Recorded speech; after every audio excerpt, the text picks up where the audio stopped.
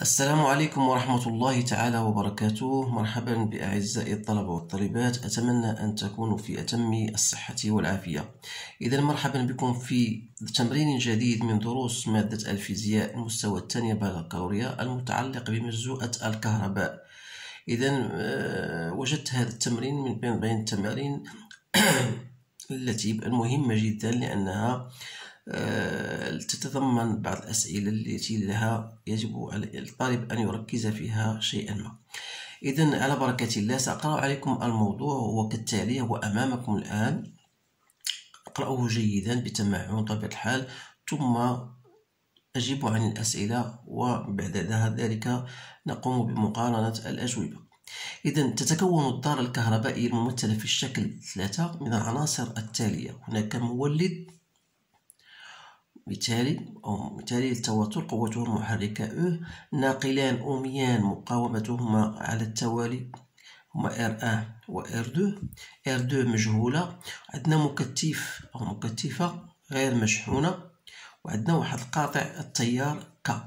إذا عند اللحظة T تساوي 0 نضع القاطعة على الوضع 1. إذا المطلوب منا هو رسم الدارة موضحا عليها جهة التوترات الكهربائية بأسهم وجهة التيار الكهربائي. إذا هذا السؤال فهو سؤال بطبيعة الحال بسيط. إذا ما عليكم إلا أن ترسموا الدارة الكهربائية كالتالي.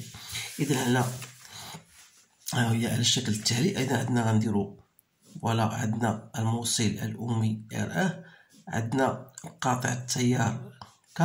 إذا سنربطه بطبيعة الحال نضعه في الموضع 1. فوالا عندنا R2، فوالا عندنا المكثف، وعندنا بطبيعة الحال فقط عطوا ليها الشكل التالي. عندنا المولد، فوالا. إذا التيار يمر في هذه الجهة. هنا عندنا UR2 وهنا عندنا UC. إذا هذا هو التيار. إذا هذا هو الجواب على السؤال الأول، فهو سؤال بسيط بطبيعة الحال لا يحتاج إلى تفكير معمق. إذا بالنسبة للسؤال الموالي، استخرج المعادلة التفاضلية التي تعبر عن تطور شدة التيار الكهربائي في الدارة، واستنتج منها تلك المعبرة عن UR2. إذا هذه UR2 بين طرفي الناقل الأومي R2. إذا نكتبوا الجواب على هذا السؤال اللي هو السؤال ألف. إذا فيتعلق بالمعادلة التفاضلية. إذا المتعلقة بطبيعة بدلالة شدة التيار. لدينا أولا أن UR1 بلس UR2 بلس UC إيكال AE. هذا حسب قانون إضافية التوترات. يعني UR1 هي R1، هنا UR2 هي UR2، I بطبيعة الحال ها هي I بلس UC إيكال AE. نعرف بأن Q هي CUC. من هنا أستنتج ماذا؟ R1 بلس R2 في I بلس UC اللي هي Q sur C إيكال AE. وبالتالي إذا درت المشتقة ديال هاد الأمور كلها، عندنا R1 بلس R2 دي I sur dt بلس دي Q sur dt اللي هي I sur C إيكال AE. دونك إلا قسمت على R1 بلس R2، فوالا اش غتولي عندي هنايا؟ غتولي عندي هنايا دي I sur dt بلس 1 sur R1 بلس R2 فوا سي اي إيكال المشتقة ديال هذه بطبيعة الحال هنا مشتقة إيكال صفر، عفوا، دونك إيكال أزيرو. دونك فوالا المعادلة التفاضلية المتعلقة بشدة التيار. إذا هاد الأمور أنصح الطلبة بطبيعة الحال باش يتمرنوا على هاد الأمور مزيان باش يطلقوا يديهم، لأنها جديدة بالنسبة لهم. إذا فمزيدا من التعبئة. إذا بالنسبة للسؤال الموالي، استخرج معادلة قلنا واستنتج منها تلك المعبرة عن UR2. إذا UR2 سي كوا؟ إذا vous avez UR2 c'est R2 fois I، c'est-à-dire R2 fois C دي يو سي سور دي تي.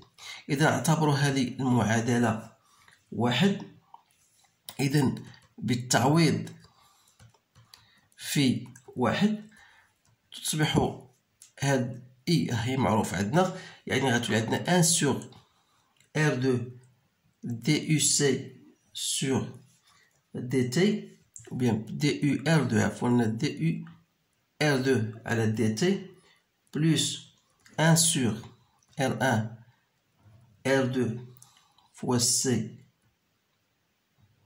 يو ار دو سور ار دو إيكال أ زيرو. بمعنى أننا غنوصلو لهاد العلاقة التالية، هي دي يو ار دو سور دي تي بلس ان سور ار ان بلس ار دو فوا سي يو ار دو إيكال أ زيرو. إذن هذه هي المعادلة الثانية. الآن أصبحنا خصنا نشوفو العلاقة حل المعادلة. قال لك حل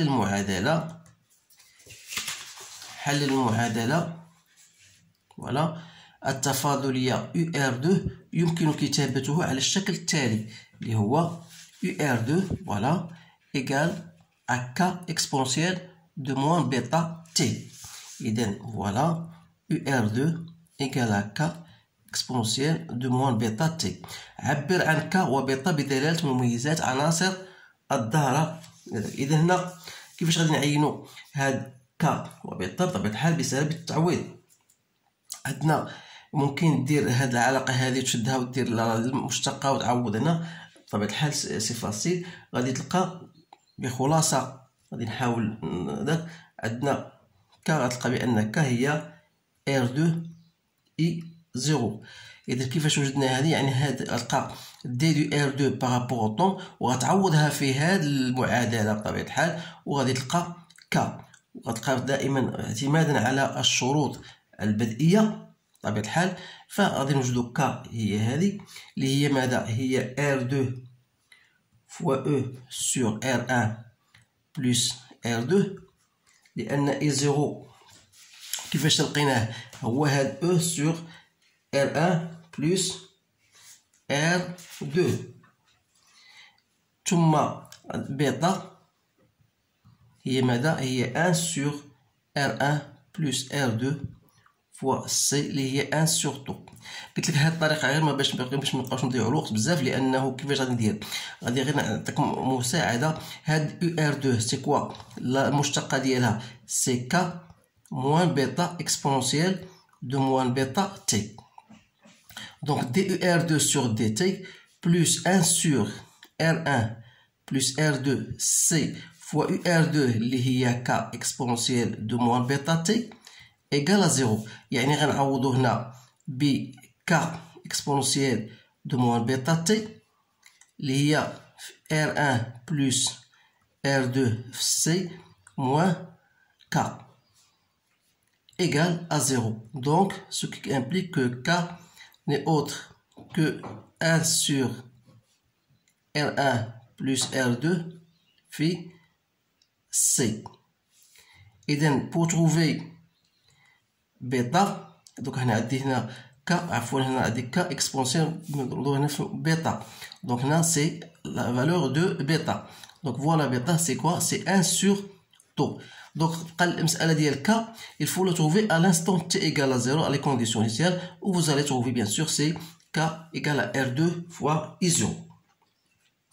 إذا الحل إذا وبالتالي UR2 ستصبح على الشكل التالي. قلنا هي k donc هي R2 I0 exponentielle de moins t sur taux, c'est-à-dire il y a R2 fois I0 c'est E sur R1 plus R2 exponentielle de moins t sur taux. هاد I0 كيفاش لقيناها؟ لأن تبع العلاقة اللي عندكم هي UR1 زائد UR2 زائد UC إيكال E.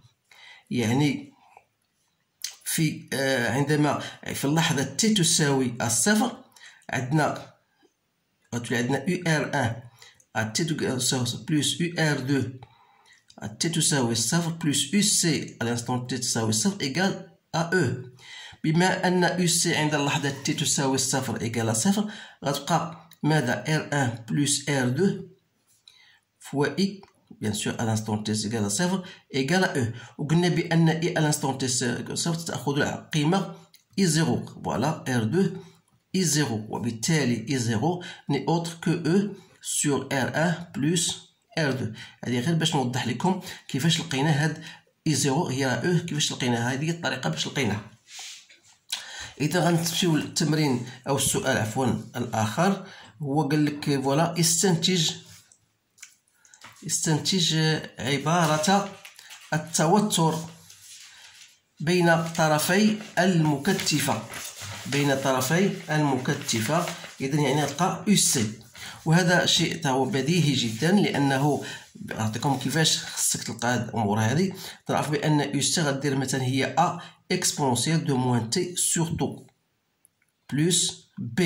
دونك غتلقى دير المشتقة ديال دي UC بارابور طون وتعوض في المعادلة اللي هي لأن علاش عندنا دائما UC plus UR1 plus UR2 égale à E.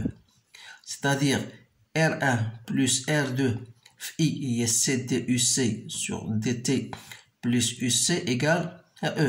Autrement dit, DUC sur DT plus 1 sur R1 plus R2 fois C UC égale à E sur ماذا sur R1 plus R2 fois C.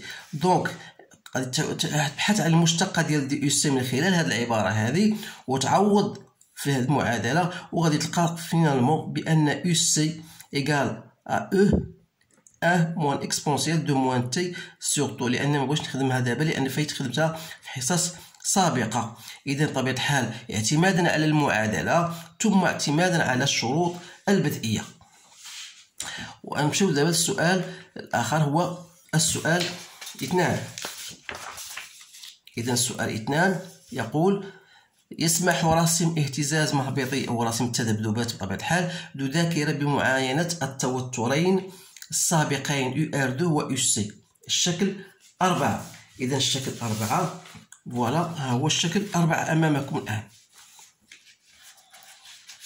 إذا الشكل 4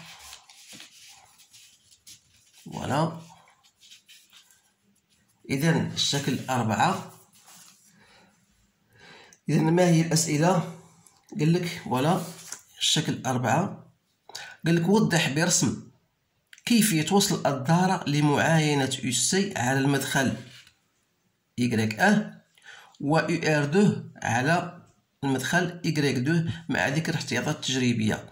إذا أنسب لكل مدخل التوتر الموافق. إذا هنا نحتاج إلى رسم بطبيعة الحال اللي هو غادي نقوم به الآن فوالا. إذا هنا عندنا الشكل هو كالتالي. عندنا الموصل الأمي R1 فوالا كذا. إذا عندنا R2 وعندنا المكتف ثم المولد.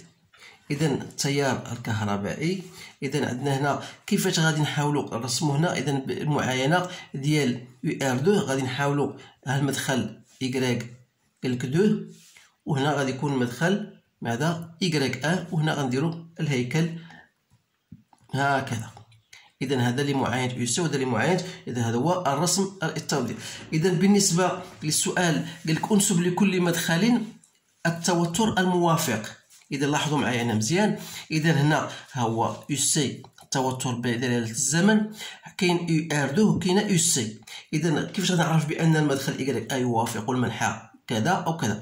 إذا بالنسبة للسؤال باء، إذا المدخل Y1 فهو يوافق ماذا؟ يوافق المنحنى A، والمدخل Y2 يوافق المنحنى B. لماذا؟ لأنه في اللحظة T تساوي 0 كانت عندنا UC في اللحظة T تساوي 0 إيكال A0، و UR2 في اللحظة T تساوي 0 هي R2 I0 يعني اللي هي E sur R1 plus R2. دونك R2 est 0.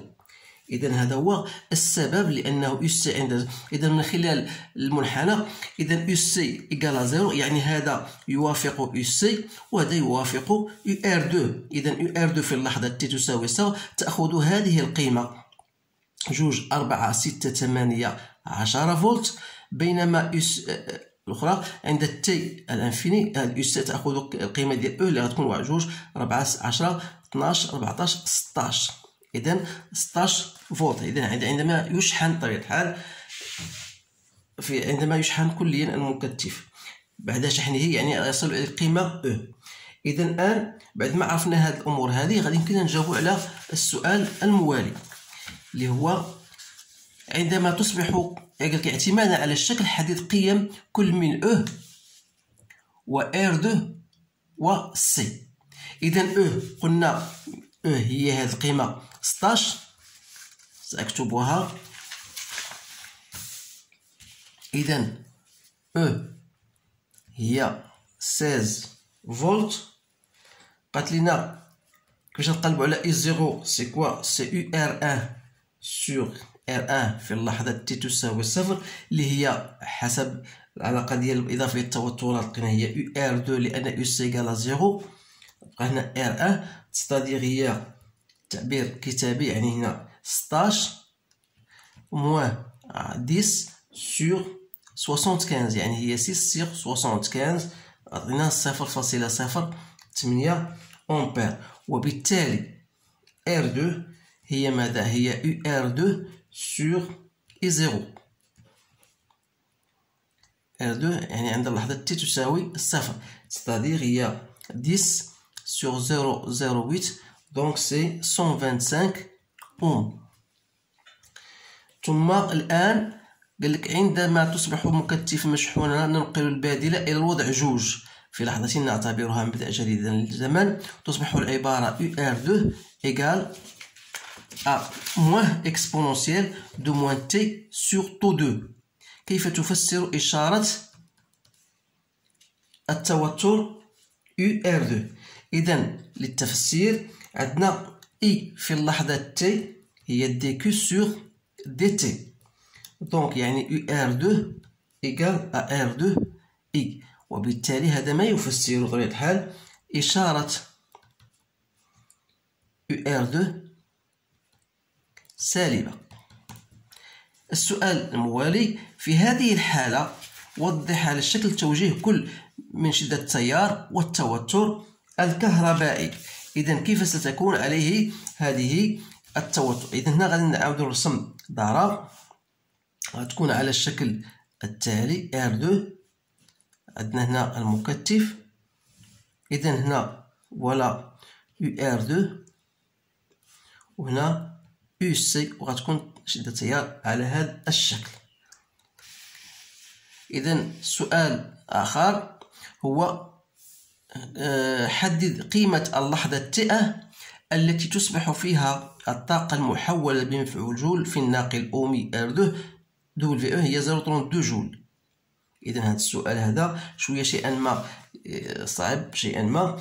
تعرف واحد بأن المسألة الطاقة المقدمة من طرف المولد فهي تساوي الطاقة المخزنة في المكثف زائد الطاقة المحولة بمفعول جول. يعني أن WE بلس طاقة مخزنة في المكثف غتكون هي EC ماكس، بمعنى أن EC ماكس اللي هي هاد EC عند لحظة عندما يصبح ماكسيمال هي 1 demi C EC au carré، يعني هي EC هي غتولي اكسبونسيال دو موان دو تي سور نسميو هاد لو طون هو لو تي 1 سور طو 2 اللي هي EC ماكس موان WE. وبالتالي عندنا هنا EC ماكس هي EC عند اللحظة T تساوي 0 اللي هي 1 demi C E au carré. إذا الطريقة هذه هي 0.64 جول. وبالتالي من خلال هذه العلاقة هذه إذا تي ان غتديروا العلاقة بطبيعة الحال سهلة. تعطيك هي طو دو سور دو ln de EC max sur EC max moins W0. Donc ça donne taux 2 sur 2 ln de 2. Donc ça me donne 0,215 secondes. Voilà la réponse à cette question. Donc pour la dernière question, نريد أن تصبح قيمة النسبة طو 2 sur طو 1 égale R2 sur R1 حيث طو 1 طو 2 الثاني ثابتتي الزمن الجديدين لدارة الشحن والتفريغ الكهربائية الدار الكهربائية محصلة بنفس العناصر. إذا هنا قال لك فوالا أعطينا اقترح مخططا يوافق هذه الحالة. إذا فهو شيء يعتمد على ما تم دراسته من خلال الدروس. إذا هنا غنعطيكم بخلاصة كيف ستكون عليه هذه المخططة. هنا المخطط هو غادي يكون على الشكل التالي. عندنا هنا R1 ممكن أن نقوم به على الشكل التالي. إذا فوالا هنا عندنا المولد بطبيعة الحال. فوالا ممكن نجيو لهنا ونديرو R2 على هذا الشكل هذا وتكون هنا وضع جوج. إذا عندنا هنا ك بطبيعة الحال ثم المكثف. إذا هذا هو المخطط المقترح. إذا هذا هو الجواب على هذا التمرين بكل ما يتضمنه من أسئلة. إذا أتمنى أن أكون قد قدمت هذا الشرح بطريقة مبسطة. ما عليكم إلا أن تعيدوا هذا التمرين بطبيعة الحال ليمكن أن تستوعبوا هذه التفاصيل بكل معنوياتها. هناك بعض الأشياء التي مررت عليها مرة الكرام، ولكن فالمطلوب منكم لأنها بسيطة يمكن أن توقفوا الفيديو وتبحثوا عنها بأنفسكم. إذا إلى أمل اللقاء بكم في حصة قادمة. أستودعكم الله والسلام عليكم ورحمة الله تعالى وبركاته.